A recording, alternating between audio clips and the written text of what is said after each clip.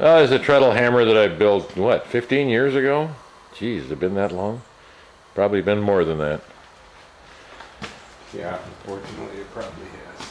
Well, I decided that a real treadle hammer ought to have whip to it, just like any mechanical hammer. And so this is what I came up with. One of the first things I did was making a really heavy anvil, because you get very little power and you don't want to waste any of it. I made this one with a 2 blocks side by side at the top, so that you can do a certain amount of upsetting. The top plate's interchangeable.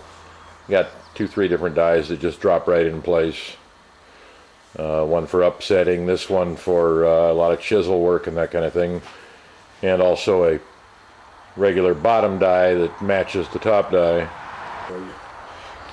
You notice first it's got a nice big treadle pad rather than just a bar to break the, what do you call it, arch of your foot like a lot of hammers have. The only spring on it is contained in that, looks almost like a shock absorber there. I actually built that with a big heavy spring in it. The linkage is all toggles, so that initially you have a lot of power to pull the hammer down, and the further down you go, the more it accelerates. And of course the springs there, the arms are about 4 feet long and nice and whippy.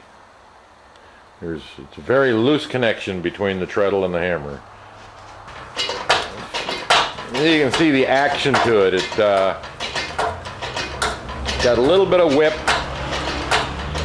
The faster you go, the longer stroke it takes because of that whip.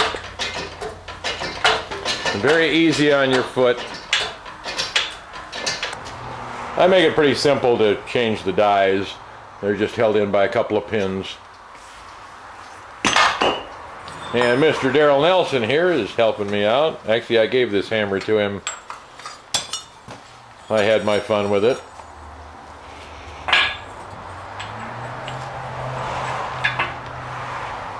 And this is the die that matches the top, and it's up a little higher because the other one was made for using top tools.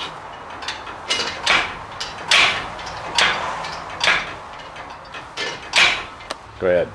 When I'm using this tool, on my first blow, especially if I'm using a handheld tool of some sort, I have the hammer depressed so that I can deliver a good strong blow on that first one, as opposed to just trying to bring it down. You lose some to the whip instead of letting that inertia work for you by letting it come up first.